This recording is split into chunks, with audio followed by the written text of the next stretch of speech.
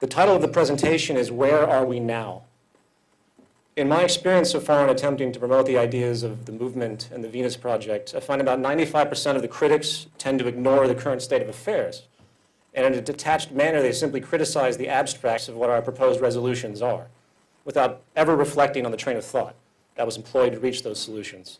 So in response to this, I decided to simply focus on the information which will, at a minimum, at least further compound the dire need to get away from our current social practices, while also showing the logic that the Venus Project employs to arrive at the conclusions and ideas that they do. We're not just making things up. Jacques Fresco didn't just creatively come up with ideas. He has a pivotal train of thought, and it has a near empirical basis. So first, there's going to be an overview of the movement and the tenets of the Venus Project.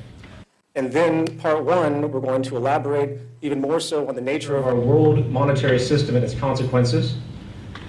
While in part two, we will take a larger step back and consider the human condition, its cultivation, and the effects of the social system at large. Now, before I begin, please note that it was recommended in the email sent out that people read the orientation guide or the activist video, because basically I'm going to move very quickly through a lot of this information on the assumption that a lot of you are already familiar with some of it. If you're not, don't be surprised if some things come as extremely foreign. This lecture is actually part of two lectures. The second lecture will be given sometime in the future to deal with the other section, as you'll see I deal with the first part of the idea, which is the fact our social system is corrupt. And the second section is what the solutions are. We're not going to talk about solutions specifically right now. We're going to talk about the reasoning behind it. The term zeitgeist is defined as the intellectual, moral, cultural climate of an era. The term movement simply implies motion or change.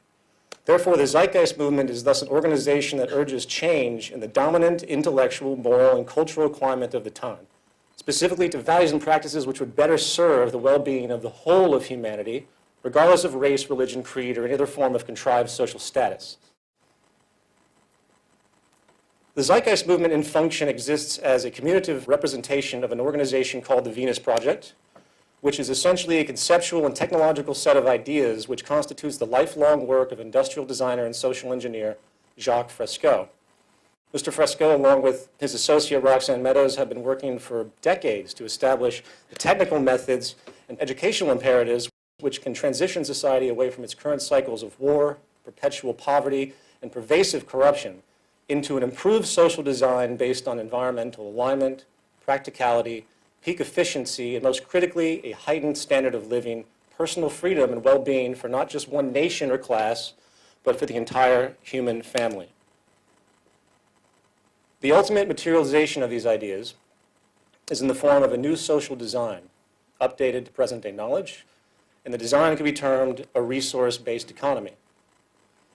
In the words of Mr. Fresco, we call for a straightforward redesign of our culture in which the age-old inadequacies of war, poverty, hunger, debt, and unnecessary human suffering are viewed as not only avoidable, but also as totally unacceptable.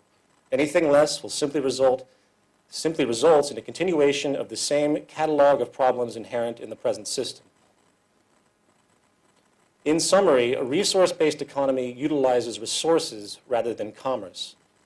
All goods and services are available without the use of currency, credit, barter, or any form of debt or servitude.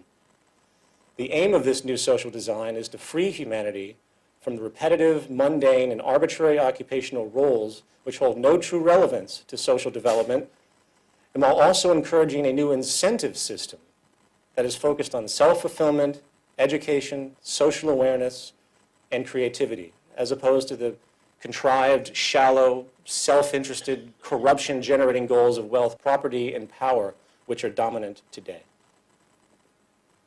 The enabling foundation of this concept is the realization that through the intelligent management of the Earth's resources, along with the liberal application of modern technology and science, we have the ability to create a near global abundance on this planet and thus escape the detrimental consequences generated by the real and artificial scarcity and waste which is dominant today.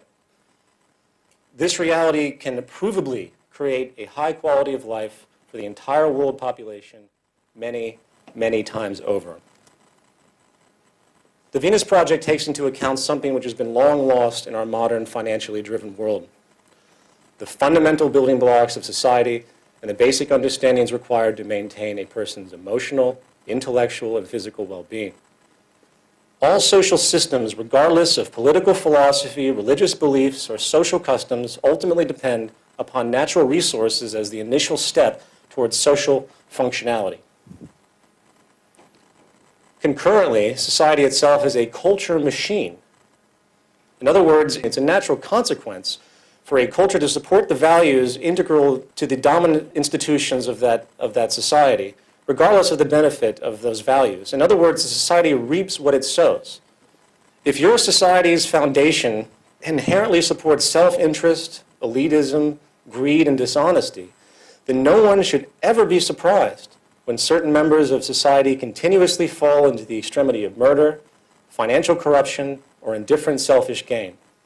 In other words, society is not only a product of the sum of its members' values, paradoxically, it's also a generator of them for each new generation.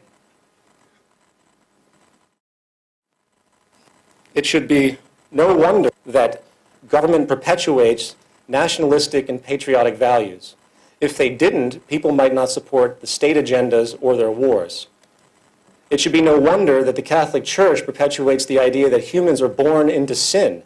Otherwise, people might not show up to be saved. And it should be no wonder every major city on this planet is cloaked with corporate advertising working to force materialism and inadequacy. Why? Because otherwise, some people might just be happy with what they have and not contribute to the profit and perpetuation of a corporation or an economy.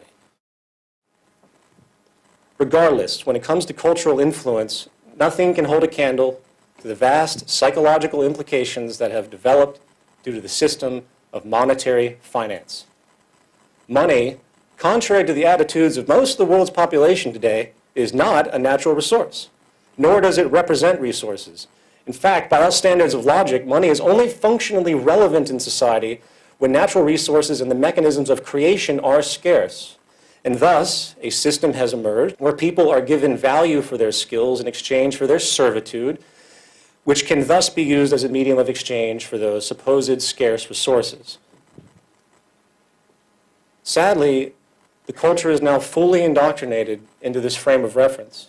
And like the rising sun, most cannot even consider any other possibility for social functionality. In fact, some have even redefined the relevance of money itself by being conditioned to think that money represents choice, that money somehow has something to do with democracy, and the greatest illusion that the monetary structure is a tool of liberty. Well, while money has indeed served a positive role overall in the course of our social evolution, adaptation and change and improvement is still unstoppable. The fact is, most of the original problems which require the development of the economic system we see today are no longer pressing due to the dramatic advancement of science and technology. We now have the means to move into a new paradigm, one where the negative byproducts of our current social establishment, such as perpetual war, human exploitation, poverty, and environmental destruction, are no longer tolerable. What is advocated here is merely the next step in our social evolution as dictated not by a person or group's opinion, but by statistics, trends, basic inference and extrapolation, all deduced by the scientific method. Unfortunately, regardless of how logical, clear, and obvious new ideas may seem, the public still remains, on average, a tremendous fear of any form of social change. This is largely due to the propaganda and indoctrination which has been pushed upon them by the established powers, which, of course, prefer to maintain their power. These institutions range from religious organizations to government to business. In fact, it really isn't the technical understandings and implementations of the physical attributes that comprise the resource-based economy which is the problem. We know we can do it technically. We know it can happen. The analysis has been extrapolated. It is the outdated cultural values, and this is such a testy subject. The cultural values and the education barriers of our conditioned culture is the most difficult aspect to consider, and that's one of the reasons I'm approaching this presentation as I have, because I want people to understand that we have to move somewhere. This is where the Zeitgeist movement comes in. We are not here to tell people what to think or believe. We're here to spread statistical information and socially positive value identifications in hope of bringing people into an awareness of the incredibly positive possibilities the future can hold. Once these understandings are fully realized, I think most people will never be able to look at the world in the same way again. And the problems we find as commonplace today will become simply unacceptable, motivating change. Now, there are countless well-intentioned people and activist organizations out there, and they keep popping up like weeds. It's incredible to me how many of these there are, and all admirable and amazing. And they're yelling at the top of their lungs about the rampant problems and injustices in our world. Yet, as you tend to find, very few actually offer any solutions whatsoever. Those that do offer solutions, however, always frame those solutions within the context of the current established system. Very little regard seems to be given to the root structure of our social design. The Venus Project, and hence the Zeitgeist movement, is different. Our fundamental focus is finding the foundational sources of our social problems and working from that lowest common denominator to create solutions. And when it comes to social corruption, poverty, environmental disregard, human exploitation, and most personal and social turmoil in the world today, an important realization is that most of these problems are not the result of some particular company, some nefarious elite group, or some government legislation. These are symptoms of the foundational problems. And this is the ultimate realization when it comes to how you look at the problems of the world today. There's a massive superstitious basis out there. It's us against them that is extremely poisonous to the development, because people are constantly looking for someone else to blame, when it's really themselves, because they continue to perpetuate the system that creates these things. The real issue is human behavior. And human behavior, which will be addressed in this presentation specifically, is largely created and reinforced by the social patterns required for survival, as necessitated by the social system of the period. We are products of our society, and the fact of the matter is, it is the very foundation of our socioeconomic system and environmental condition which has created the sick culture you see around you. Our current system is based almost exclusively upon human exploitation, resource abuse, and redundant waste. It is simply what our system does. And as far as the infamous they, it is simply another social distortion, culminated and reinforced by our environment. There is no singular they. In Zeitgeist 1, I describe the men behind the curtain to the effect of a specific niche of economics, the ones that control most government policy, and hence those are the banks. The banks have been running things forever. But that is still a product. These are still human beings. We're dealing with negative tendencies. The they syndrome is absolutely obsolete. And next time you hear anybody talk about the they, please try to correct them. It's a religious mentality. Duality is good and evil. The bottom line is that we can spend the rest of our existences stomping on the ants that mysteriously wander out from underneath the refrigerator, setting traps or laws. Or we can get rid of the spoiled food behind it, which is causing the infestation to begin with. And this leads us to part one, monetary dynamics and its consequences. Here's an email I received from a PhD in economics soon after the release of Zeitgeist Addendum. Dear filmmakers, my son presented me the first half of your film last weekend, asking me my opinion of the opening section about the fractional reserve lending practices. I'm a PhD certified economist of 12 years and teach macroeconomics. While I always was cognizant of the creation of money and the sale of government bonds, I had never stepped back far enough to see the larger issue your film presented. I find it tremendously disturbing that the creation of value through debt is indeed, by all formal logic, an imposed condition of deficiency, an instigator of public servitude. I'm not sure what shocked me more, the fact that this is true, or the fact that after the many years of education I've had on the subject of economics, this reality never even occurred to me. While it seems counterintuitive to think that a person who should, by all social standards, be an expert in a given field due to their awards and credentials, very often, especially in the purely intellectual arena, such exposure to set established curriculum can really hinder someone's openness in a very powerful way. For you become cognitively blocked from new ideas and realizations. which, if they're outside of the existing framework that you understand, then you have no chance of even realizing it. It's restricting your perception. Jacques Fresco, who dropped out of school at the age of 14, has a great example regarding this perceptual point. During the time that the Wright brothers were building a machine that could fly, expert physicists and engineers were busy writing books about how it was impossible for man to ever fly in any meaningful way. Apparently, the Wright brothers, who were bicycle mechanics, didn't read those books. In other words, creativity will always serve you better than just book smarts. So, with that in mind, let's step back and pose a very simple question about the economic structure we all live in. What are the lowest common denominators required to perpetuate a market economy? 1, human labor must be sold as a commodity in the open market. Outside of investment and inheritance, nearly all money is obtained through income, and income is derived from wages or profit in some form of employment. Therefore, there must always exist a demand for jobs or the economy cannot operate. 2, money must be continuously transferred from one party to another in order to sustain so-called economic growth. This is done through constant or cyclical consumption by virtually everyone in society. Jobs are entirely contingent upon demand for production in some form. If there is no demand for goods and services, then there would be no demand for labor, and hence financial circulation would stop. Needless to say, these two aspects of the system, which of course are intimately connected, are absolutely paramount to the functionality of the system, to the financial system. If either one of them were substantially hindered, the integrity of the economy would be seriously compromised or possibly be made entirely obsolete. So given this reality, let's now hypothetically consider some variables which could put these mechanisms in jeopardy. In the first point, labor sold as a commodity in exchange for money. What if human labor market became unnecessary to the production of goods and services?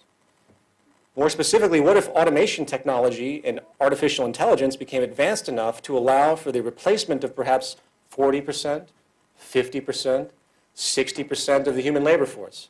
At what point would such displacement, thus unemployment, be considered too much for the system's integrity and put it into question? As far as the second point, the need for cyclical consumption, what if conditions arose where the circulation of money was severely stifled? In other words, what if people simply did not need to continually buy things? What if, hypothetically, it was discovered that through optimized techniques in resource management, design, and production, the most commonly purchased goods could either be made obsolete by larger order renovations, or could have such extreme product efficiency, longevity, and near maintenance-free durability that most items could last a lifetime without replacement or major repair. Of course, this exact idea couldn't be applied to perishable items such as food, but following the same train of thought, what if the cultivation and production of food was in such ease and abundance, through technology obviously, that the supply and demand equation made the value of such items utterly negligible? To put these points in a different way, let's consider the classic economic concept of theory of value. Everything in society theoretically is given a value based on two considerations: the scarcity or availability of the materials used, and the amount of human labor required to produce a good or service. So, if material scarcity, both in terms of resource availability and quality, was not the issue, and human labor was not required to create a good or administer a service, then there would technically be no value. Well, as most of you in this room probably already understand, one of the greatest realizations of Jacques Fresco and the Venus Project, which should be one of the greatest realizations for the whole of humanity at this point in time, is that neither of the scenarios presented are hypothetical. Human beings are indeed being replaced, becoming obsolete, in other words, in the labor force due to advancements in production technology. Likewise, powerful new design advancements in production efficiency and resource management reveal the profound possibility of relative global abundance and peak product efficiency. This can be proven through statistical analysis and the inferential extrapolation of historical trends. Obviously, the corporations aren't out there telling you this. You have to dig much deeper to find this information. When it comes to production automation capabilities today specifically, the first thing to consider is a statistical evaluation of a phenomenon called technological unemployment. Technological unemployment, which is the unemployment caused by the use of machines as vehicles of labor, has continually and systematically forced relevant numbers of people out of every single new emerging sector for the past 300 years.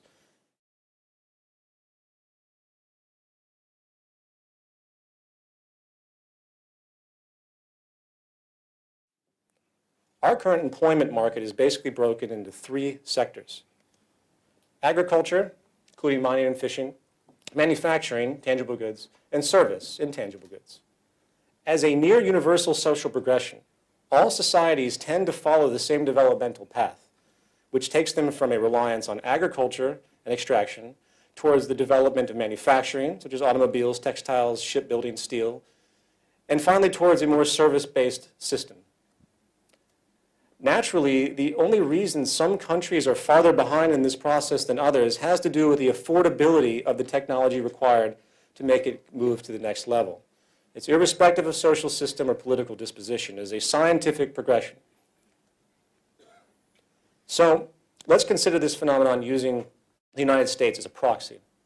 Coming from the States, that's a lot where my data comes from, but please note that this can be applied to any economy.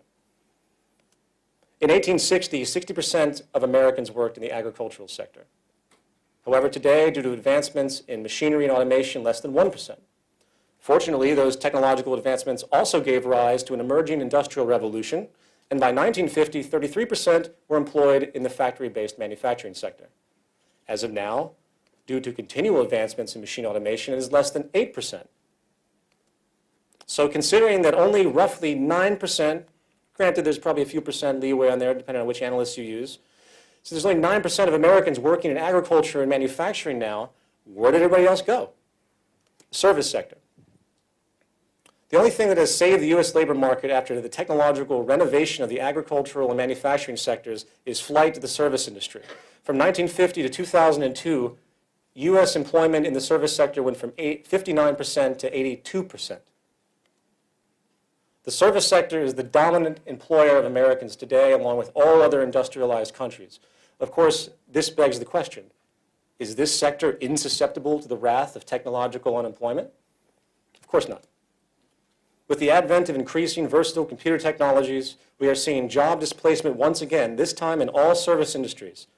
The replacement of tellers and cashiers with kiosks, the use of automated voice systems for phone service, the internet has completely redefined retail, not to mention full kiosk systems in physical marketplaces, advanced food prep machines, and even research done by automation these days.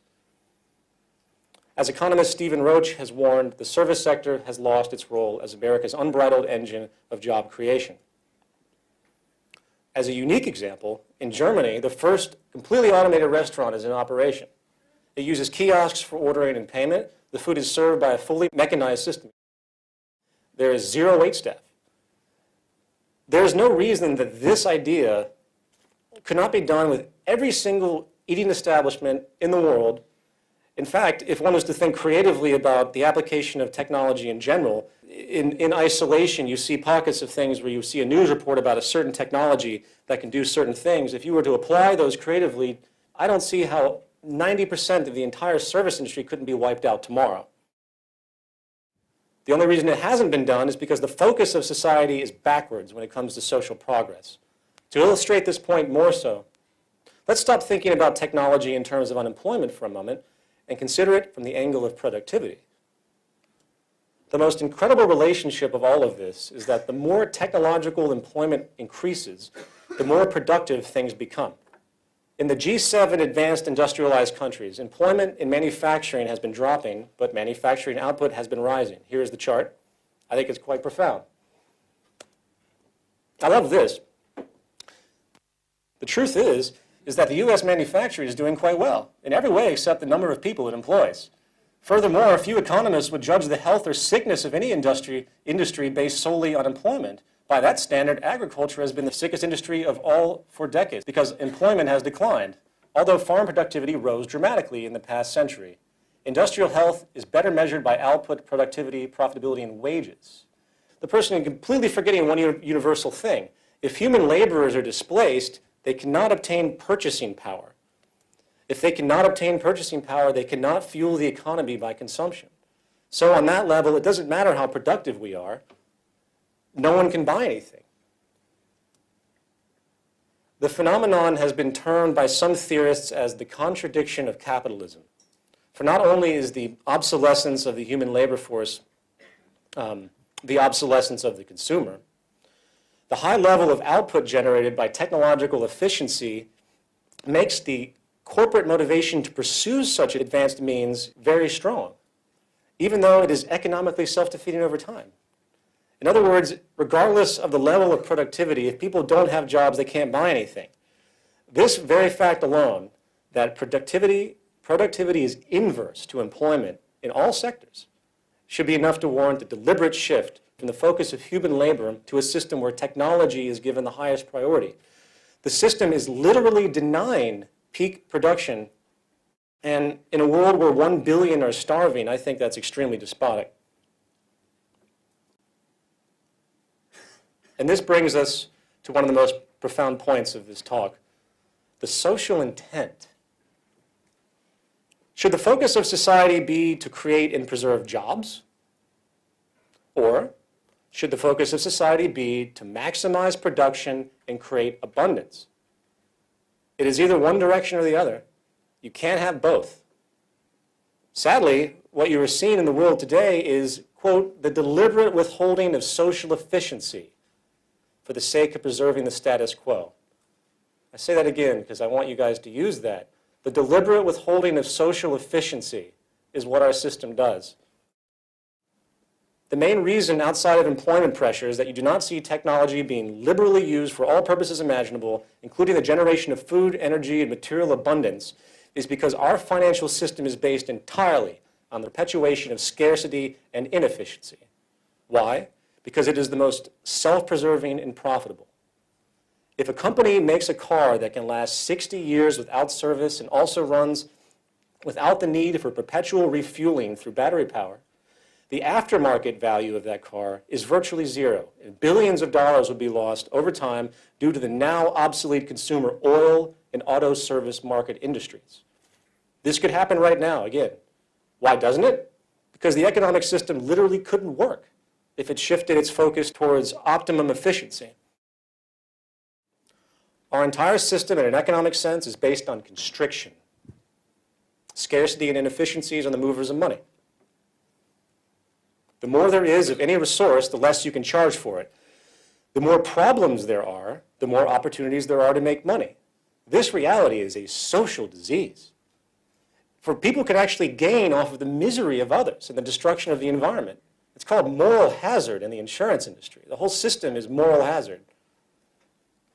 Efficiency, abundance, and sustainability are enemies of our economic structure, for they are inverse to the mechanics required to perpetuate consumption. This is profoundly critical to understand, for once you put this together, you begin to see that the 1 billion people currently starving on this planet, the endless slums of the poor, and all the horrors in the culture due to poverty and depravity are not natural phenomena due to some natural human order or lack of earthly resources. They are products of the creation, perpetuation, and preservation of artificial scarcity and inefficiency. To add insult to injury, this scarcity is not only perpetuated in the markets of consumer goods and services, but also manifests in a way which influences the behavior of the whole of society, through making sure that even money itself is perpetually limited in supply. As denoted in Zeitgeist Addendum, the central banks of the world almost all create money out of debt through loans. These loans are produced with interest, yet only the principal is created in the money supply, creating a perpetual deficit in supply. The debts generated by these loans, in turn, serve as virtual prison cells for the average citizen, keeping them willing to work off their debt, putting them in a perpetual state of obligation. There's a word for that. It's called slavery, debt slavery. The money isn't real. The interest sure isn't real. The debt is not real. The whole thing is an illusion. The whole world today is now stuck in the illusion that there isn't enough money to do this or that. 98% of the countries in the world are actually in debt to other countries and banks. As of 2009, it's been confirmed that the world is in a state of recession, which basically means massive monetary contraction. In other words, the whole world is somehow short on cash. Am I the only one that finds this absolutely unbelievable? The stupidity is not only unbelievable, it's deadly. The market and financial systems as we know it is diametrically opposed to development of peak efficiency in order to perpetuate profit in the established order. What is peak efficiency? The highest form of technical efficiency known at a time. Not the highest form of efficiency that is affordable, but the highest form of efficiency that is actually possible.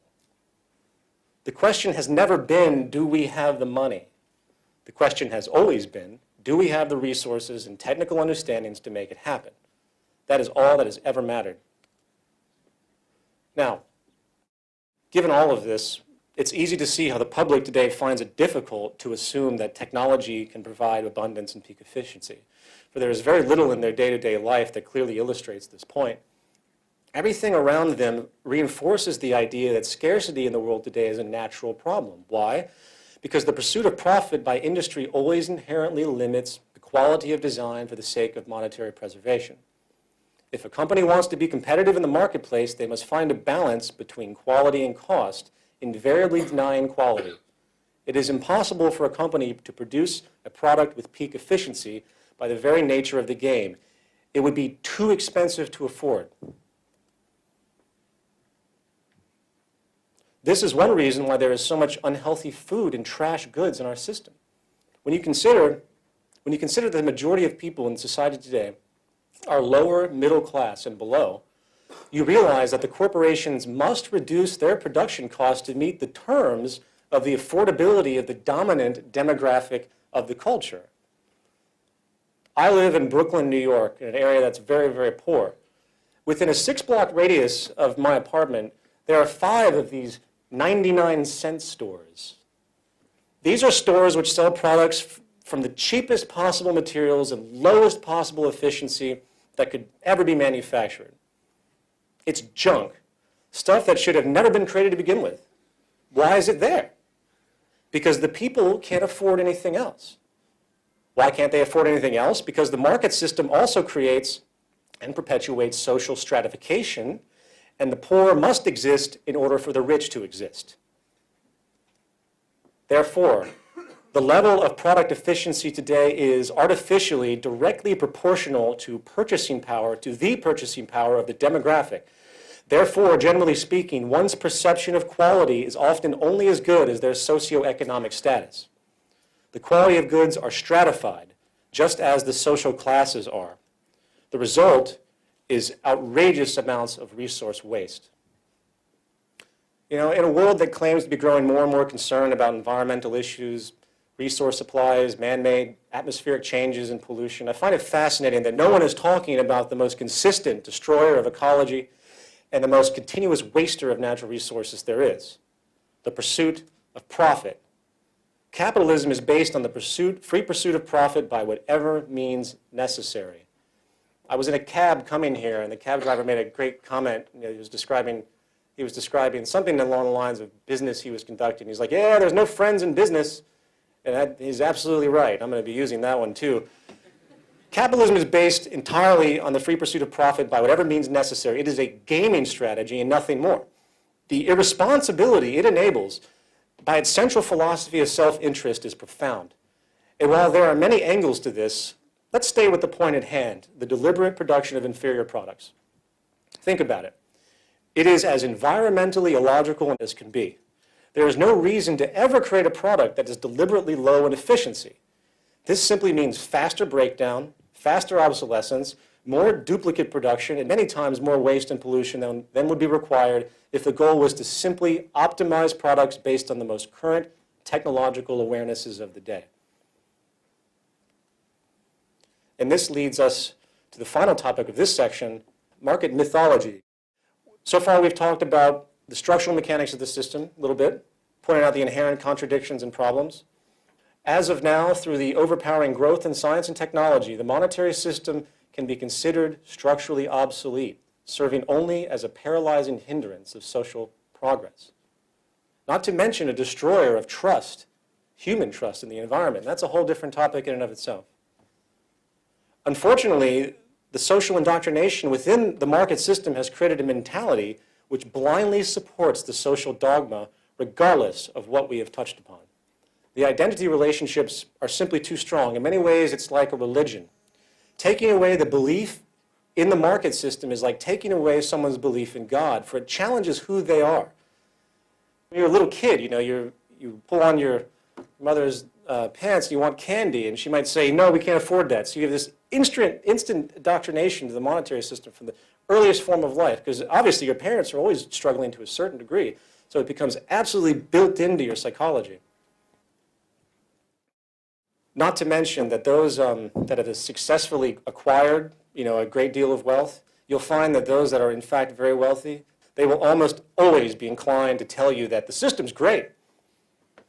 That's just the nature of behavioral reinforcement. Now, the three most dominant of these psychological indoctrinations that I want to talk about are the notions of property, incentive, and associations with freedom of choice. Starting with property. The capitalist economy is founded on the very idea of exchanging property in the markets. Even your labor is a form of property in a sense.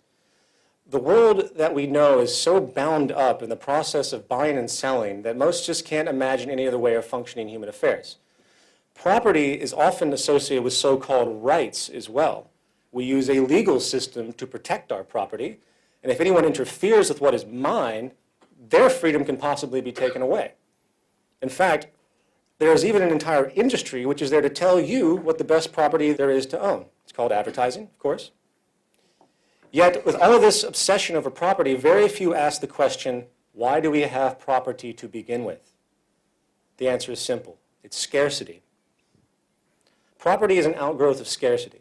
The farther we go back in time, the more difficult and time-consuming it was for people to create tools or extract a resource.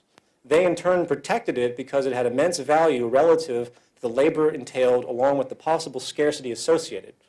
People claim ownership because it is a legal form of protection. Property is not an American or free enterprise or capitalist idea. It is an ancient mental perspective necessitated from generations of scarcity. If there isn't scarcity, the rationale for property becomes an irrelevant issue. Now let's move on to the idea of incentive.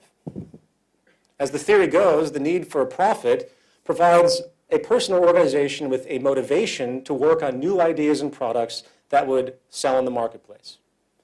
In other words, the assumption is that if technology replaced humans in the workforce and abundance could be created, then people would just have no motivation to do anything socially relevant.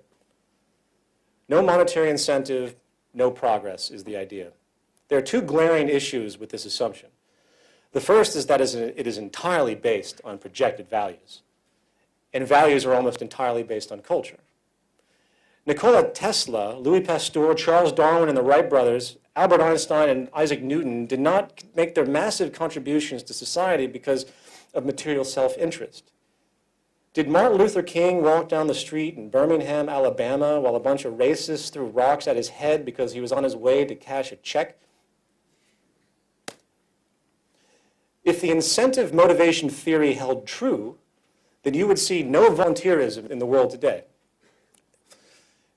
Amazingly, in a 1992 U.S. Gallup poll, it was found that more than 50% of American adults volunteered time with no pay for social causes at an average of 4.2 hours a week for a total of 20.5 billion hours a year. This is pretty amazing, especially with the lack of social capital in a place like the United States, which is the most powerful free market country there is. The ideology is the most ingrained, so I find that to be pretty incredible. The sickness of self-interest generated by the monetary system, even with this sickness, humans still strive to help each other and give to society without reward. What's even more amazing is that the poor and the middle class are more likely to volunteer than the wealthy. And think about that, these are the people that have the least amount of money. So it makes you understand the cultural and psychological nuances that are created. The more money you get, the more diseased you might possibly become. It's a fascinating phenomenon. The second thing to consider is that while it is true that useful inventions and methods do come from the motivation for personal gain, the intent behind those creations has nothing to do with human or social concern. For the incentive goal is not to improve humanity, but to make money. There is a massive disconnect. And as we have denoted thoroughly, the very means by which money is obtained in our system is counter to social progress fundamentally, for it is based on the deliberate withholding of efficiency. And by the way, I haven't even addressed the traditional corruption that we see occurring on a daily basis, based and derived from this incentive for income, which spreads like a malignant cancer of indifferent self-interest, from product dishonesty, murder, fraud, theft, slave labor, outsourcing, price fixing, monopolistic collusion, redundant waste, environmental exploitation, illegal taxation, institutional theft, societal indifference, imposed psychological distortions, or advertising, and of course, the sickest monetary incentive ever created, war. That is the reality of the monetary incentive. And the final myth for now, the freedom of choice. The free market is very persuasive for most people because it appears that the possibilities are endless and that they, the individual, have limitless choices. People witness the vast stratification of goods and services portrayed by the media and advertising and think that since the options just exist in abstraction, it has some form of relevance to the freedom of the individual. They can walk into a store and choose between 25 kinds of detergent and 75 kinds of sugar-coated cereal, yet they turn a blind eye with the fact that their lives are managed by, on average, 2 political parties. They pay no attention to the reality that 40% of the world's wealth is owned by 1% of the population, and thus 99% of the world's people will never obtain the luxuries afforded by the 1%. More specifically, everyone seems oblivious to the reality that nearly every day of your life, you are forced by the obligation of mere survival, and of course debt which is imposed, into a private dictatorship, where most of your decisions are controlled by those in the next artificially created hierarchical degree, the next larger hierarchical degree. It's amazing to me when you talk to economists and they say, well, people have a choice of where they work. They only have a choice of where they work within a specific frame that is allowable based on their demographic of education, if you will. And of course, there's so many friend orientations in business. The ultimate fantasy is that anyone can be president in the United States. This is something that's been perpetuated. Like these are groups that perpetuate themselves elitism. And elitism works in the same way in the corporate world. You are absolutely restricted. You have no freedom because you're forced to do the work as it is. And it's amazing to me, and I get this argument a lot from high-end economists. They say that you have freedom of choice. You can choose where you work. No, you really can't. When you get out of college, there's this wall of jobs, and you can find your slot, and that's about it. That's your choice. It's a preset choice. So I ask you, what freedoms are we talking about? You're only as free as your purchasing power will allow you to be. And the statistics have proven that the socioeconomic rank you are born into tends to persist for the rest of your life. If you are born poor, you will likely remain poor. Why? Because all the odds are against you. If you are rich, you will likely remain rich. Why? Because all the odds are in favor. It is the nature of the system. For example, if you have $1 million and put it into a CD at 5% interest, you're going to generate $50,000 a year simply for that deposit. You are making money off money itself. Paper being made on top of paper, nothing more. No invention, no contribution to society, no nothing. That being denoted, if you are lower to middle class, who is limited in funds, and must get interest-based loans to buy your home or use credit cards, then you are paying interest into the bank, which the bank is then using, in theory, to pay the person's return with the 5% CD. Not only is this equation outrageously offensive due to the use of usury or interest to steal from the poor and give to the rich, but it also perpetuates class stratification by its very design, keeping the lower classes poor under the constant burden of debt and servitude, while keeping the upper classes rich with no means to, with the means to simply turn excess money into more money. The very idea that you can take money and turn it into more money is absolutely hilarious and corrupt. Likewise, it should be no surprise that the world is run by cartels and government collusion. For competition is based on nothing more than a gaming strategy, as we have said. In other words, competition breeds corruption. This is another one of those economist things where they say, oh, the free market used to be great, but something happened and now we have all these cartels. Now, monopoly is the final stage of success in a competitive environment. It is incredible to be how people don't realize this. It doesn't matter how much legislation that you have to combat sector or industry dominance, it will keep occurring. Even more powerfully, government coercion by big business is also unstoppable. It is a natural progression of market strategy to get government on your side. In fact, the true propensity of our world economic system continually, year by year, approaches one thing: fascism, or more specifically, inverted fascism. This is the condition where corporations covertly control government policy. This is the natural gravitation. So as time continues to move forward and you keep looking back, it seems like things always get worse, and they do. And this leads me to part 2, culture and the biosocial imperative. So this is a detour now. I hope that first section, if you have any questions, keep them in mind when we go to the Q&A. In this section, we are going to address some issues regarding our physical and social selves. This is very, very relevant to me, and I think very relevant to the whole argument. And unfortunately, again, most never think about this subject at all. In order for us to consider routes of social change, we must also have a clear understanding of conditioning, our biology, and our relationship to the environment. As denoted before, when it comes to the pursuits of social change, the most profound hurdle is overcoming the traditional ideology, identifications, and dogmas which have been set in stone as final by the established culture. Of these ideas, a consistent one that comes up has to do with the conclusion that the human being is of a rigid, fixed nature, whereas certain behaviors are simply immutable.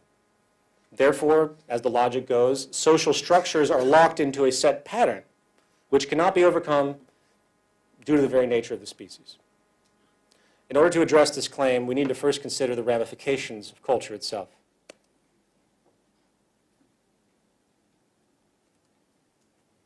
The word culture in a social sense is defined as a set of shared attributes, values, goals, and practices that characterizes an institution, organization, or group. The most obvious, yet often overlooked example of the mechanics of culture is the fact that we are provably shaped by the sort of society we live in. The language you use, the gaming strategies you execute for survival, the perception of beauty you lust for, the familial patterns and traditions you perpetuate, and the deeply held theology, myths, and urban legends that define your broadest view are all examples of the qualities you might absorb arbitrarily from the culture you have been born into. In fact, if you dig deeper, you find that there is really nothing that we cognitively think and believe which isn't first presented to us in some environmental form. An insulted man who pulls out a gun and shoots somebody had to learn at some point in his life what a gun was, how to pull the trigger, along with what he was defined insulting to begin with. Every word that I am saying has been learned one way or another. Every concept relayed is a collective accumulation of experience.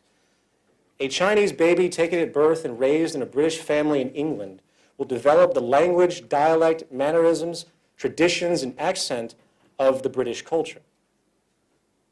Needless to say, it is obvious the profound effect the environment has on behavior. But that's only part of the equation, for we are obviously biologically defined as well. It doesn't matter how much time I try to condition a cat to learn to speak English, it simply can't. It's simply due to the limitations of its evolutionarily derived biological state. Those limitations are basically defined by genes. Genes are a fairly recent discovery, and there has been a great deal of speculation as to the spectrum that genes hold. Spectrum of relevance that genes hold. The most contentious is in the realm of behavioral biology.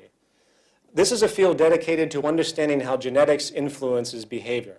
The idea that genetics are the possible source of various behaviors became popular in about the 19th century.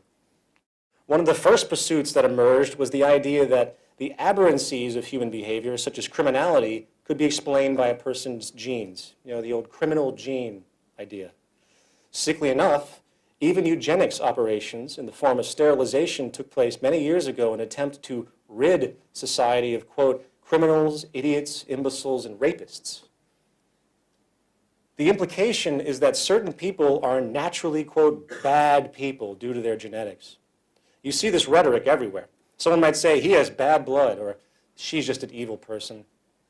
As an aside, I find it fascinating that this simplistic social fallback to explain a person's behavior is in full accord with the primitive superstitious duality postulated by nearly all established religions, good and evil.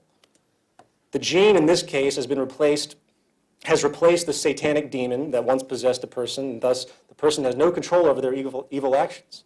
In other words, they are slaves to their genes. Well, as research has progressed, it has been found that genes do nothing of the sort.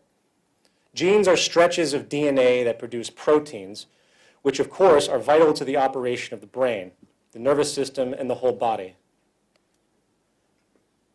However, they are not autonomous initiators of commands. They do not cause behaviors in any real sense of the idea. In the words of Professor of Biology and Neurology at Stanford University, and a well-known anthropologist as well, Dr. Robert Sapolsky, genes are rarely about inevitability, especially when it comes to humans, the brain, and behavior. They're about vulnerability, propensities, and tendencies. As it turns out, the determining factor of genetic propensities, particularly in the realm of behavior, is the environment that the organism resides in. For example, recent research has shown that a gene could exist for depression. However, just because you have that gene does not mean you're going to get depressed. It takes some form of dramatic environmental stressor to trigger the genetic response, such as a sudden death of a loved one or something very severe. In other words, the environment triggers the existing genetic propensity. Even with a genetic predisposition to a particular illness, there is no guarantee you're going to get it. A chair with a broken leg is not dangerous if you never sit on it. As a variation of this, it is interesting to know how the environment even affects broad physiological attributes, a realm traditionally left for the genetic side of the nature and nurture debate. A study was done a few years ago at the Miami School of Medicine with premature infants in neonatology wards, where they decided to simply touch a section of the infants in the wards a few times a day, while the other section was not touched. All feeding patterns remained alike, everything else equal. As it turned out, the infants that were touched grew 50% faster and were noticeably more healthy. They were released from the hospital a week early. When compared months later, these same kids showed better health and agility than those that were not touched. It's incredible. This is a dramatic finding on many levels, for it shows that the genetically prescribed growth hormone release can be profoundly influenced by a simple and subtle environmental experience. Furthermore, the environment can not only trigger genetic propensities or influence their extent, it can override them to a certain degree. A couple of years ago, another study was done at Princeton University where scientists were able to genetically engineer mice, removing a key gene relevant to their neurotransmitter system, selectively targeting learning and memory. As a result, the cultivated mice were poor at various memory and learning exercises. They had trouble recognizing simple objects, their accuracy of smell was poor, and they were unable to learn well in many ways, which otherwise would be normal to an average mouse. Once their disability was confirmed and established, the scientists then put the cognitively dim mice as adults in an enriched, stimulating environment. And over time, it was found that many of the genetically engineered learning disabilities were actually overcome by the simple exposure to an intellectually nurturing environment. In other words, the environment is actually able to reestablish neurological pathways that seemed not to exist. Again, this is a powerful testament to the power of the environment when it comes to brain and hence behavior. We're perpetually molded and shaped by what's around us, and it has an extremely direct effect on our genes and what might be inherent to us. It's very important. The reason this is being brought up is to illustrate the fact that our environment is provably the most important determinant in our functionality. Nurture, in many ways, dictates nature on many levels, ranging from behavior to psychology, to physiology. Psychology would have relevance, but to physiology. and health. Consequently, it is incorrect to think that the human being is a slave to his biology, especially when it comes to his or her actions. This is a powerful myth which needs to be dispelled and debunked. For when we realize the importance of our environment, we'll be much more prone to changing it, and that's why I'm talking about this. In isolation, it might seem like these are abstractions, but we have to learn that biologically, we are only as relevant, so to speak, as the environment which interacts with our biology. However, as one final example worth considering, which from my perspective summarizes the overwhelming power and relevance of our environmental culture we are exposed to, let's consider the implications of feral children. A feral child is a human child which has lived isolated from human contact from a very young age, isolated from society or human society. Historical examples of this range from children that have been locked in rooms by their parents for years, to children who have been abandoned in the wild and raised, so to speak, by animals. This is Jeannie. She was discovered in 1970, having been locked in a single room, virtually alone, for 10 years. When they found her at 13 years old, she could barely understand language, and she knew only a few words. She was 54 inches tall. Her eyes could not focus beyond 12 feet, and she walked in an awkward, hunched manner, and she could not chew solid food. Once rescued, psychologists and scientists immediately began working to rehabilitate Jeannie, creating a nurturing environment, and she quickly began to overcome a great amount of the problems that she had had, but due to the severe emotional scars that she went through, something very specific stuck out, which has a specific relevance to the point I'm trying to make, and that was her inability to learn language. While humans obviously have a genetic predisposition for language, it is cases like this that show how the environment does not, if the environment does not engage those propensities at a certain point in time, then those language capabilities will not form. It requires the environment to stimulate the effect. And that's a very important thing, and I'm going to keep reiterating that. This young girl was rescued in May of this year in Russia. She was locked in a room with dogs and cats for several years, causing her to behave like an animal. She could not speak. She lapped up her food and drink with her tongue, and she walked on all fours. She was 5 years old when they found her, but her physical size was only of a 2-year-old, excuse me. This is fascinating, apart from being horrific. It's the fact that feral children, they can pick up and imitate things in their environment that to us would seem absolutely unhuman. This is a girl named Oksana Malaya. She was also extremely neglected and ended up spending the majority of her childhood between the ages of 3 and 8, 5 years, living with dogs in the back of the family home. She actually slept in the kennel with the dogs for 5 years, and when rescued, she had adopted incredible canine mannerisms, including barking, a higher than average sense of smell and hearing. She ate raw meat. She walked on all fours and knew virtually no language. It is sociological examples like this that should really make one step back and question the lowest common denominator of what is supposed to be human nature. Please understand that there's no denial that we human beings are wired in a particular way. However, the fact is we obviously, especially at a young age, have an incredible ability to adapt to our environment. We are exceptionally malleable, and as studies have shown, will adapt based on what is supported and reinforced by the social condition we inhabit. If the known propensities of human beings, such as walking upright, learning language, and the like, are not triggered and supported by the environment, then they might not manifest. Therefore, again, the human being is very much a cultivated organism. The quality of a person's health and behaviors really comes down to the quality of the environment, culture, and hence social influences they are exposed to. This is critical that society fully understand this and adjust accordingly. It should be no wonder the world we live in when we examine the system, the environment that creates us. And this is the point. We, as so-called individuals, are running composites of our life experiences.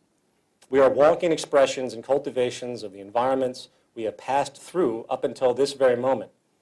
And when it comes to survival, only those behavioral attributes that have served a function in your environment are reinforced and made dominant.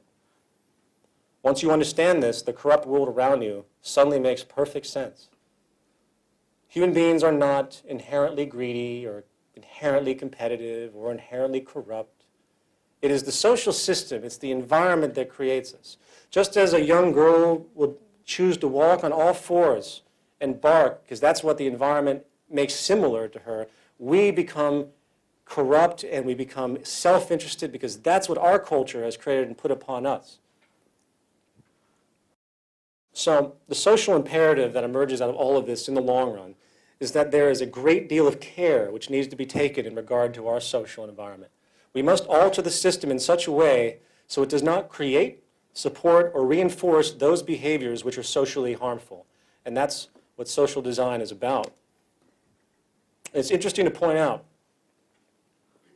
and this takes me to a subsection of this, it's interesting to point out that competition and hierarchy, which seem dominant today, have not been the dominant ethos of human society for the majority of our time on this planet. Before the agricultural or Neolithic revolution, which occurred about 10,000 years ago, hunter-gatherer societies actually had a non-hierarchical, egalitarian social structure. The social values were based essentially on equality, altruism, sharing, and literally forbid upstartism, dominance, aggression, and egoism.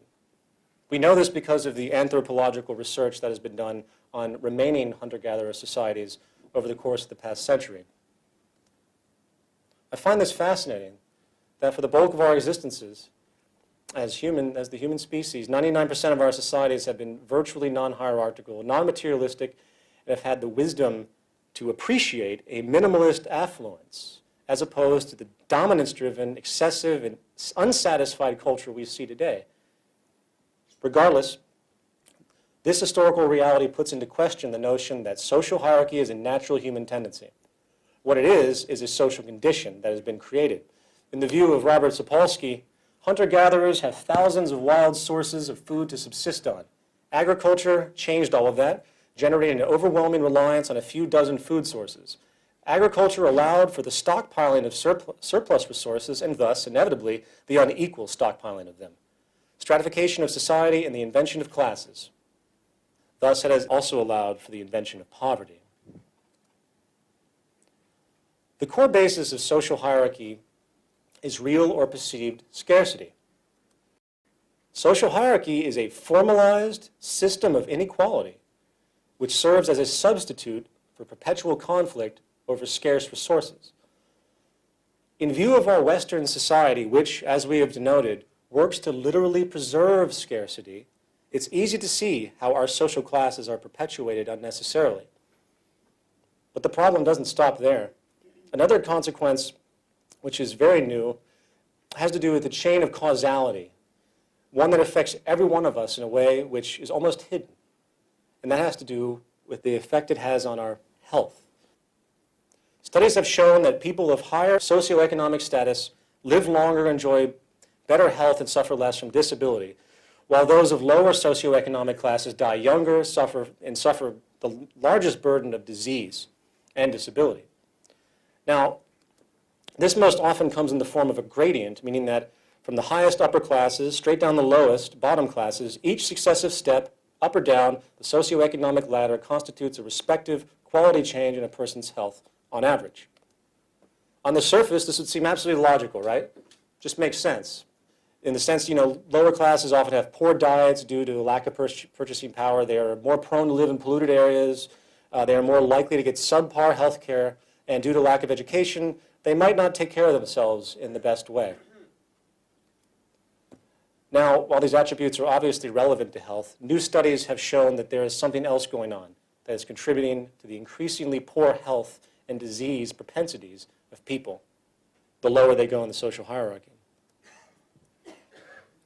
One of the most documented studies that has been done on this issue has been called the Whitehall Study. It's done here in London at the University College of London, using the British civil service system as a subject group. They found that the gradient of health quality in industrialized societies is not simply a matter of poor health for the disadvantaged and good health for everyone else. Something else was happening. Remember, this is the UK where healthcare is socialized, and theoretically you have equal healthcare. They also found that there was a social distribution of disease, meaning that as you went from the top of the socioeconomic status to the bottom, the types of diseases people would get would change on average, but they'd be linked. For example, the lowest rungs of the hierarchy had a fourfold increase of heart disease-based mortality compared to the highest rungs. I think, if I remember correctly, the highest rungs were things like melanoma, you know, people sitting on their yachts, which I thought that was quite amusing.